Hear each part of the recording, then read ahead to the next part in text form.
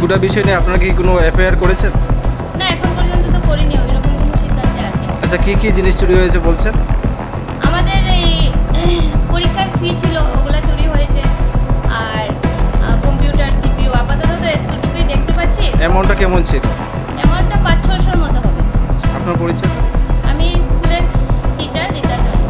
ঠিক আছে, thank you. খবর পাইছি 11টা বা 11:30 নাগাদ আমরা খবর পাইছিলাম এটা ব্লক জেলা যে হাই স্কুল এখানে বলে একটা জিনিস বলে একটা হারাই গেছে।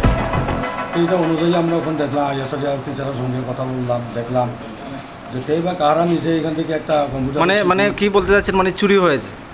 চুরি হয়েছে নাকি তো তারা তো বলছে যে এটা মিসিং হয়ে গেছে, জিনিসটা মানে মিসিং হয়ে গেছে, পাওয়া গেছে না। আচ্ছা, সিপিইউ বিষয়টা প্রথম খেয়ে দেখেছে? কে দেখেছে তারা টিচার স্কুল HM। আচ্ছা, কখন দেখেছে? তারা স্কুল অফিস আওয়ারে, আচ্ছা, অফিস আওয়ারে এসে দেখলাম যে তালা তোলা সব গতকালকের জন্য লক করা আছে, ঠিকই আছে, কিন্তু অথচ দেখলাম যে রুমের মধ্যে একটা কম্পিউটার সিপিইউগুলো নাই। আর তো তারা পরে রুম সার্চ করলে পরে রুমের মধ্যে যে একটা সিলিং আছে, সিলিং বাঙ্গানো আসলো, ওই বাঙ্গানোর মধ্যে কিছু মানে তারা সন্দেহ করছে কে বা কাহারা এখান থেকে নিয়ে গেছে।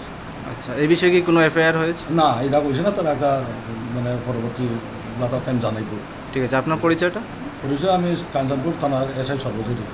Thank you sir.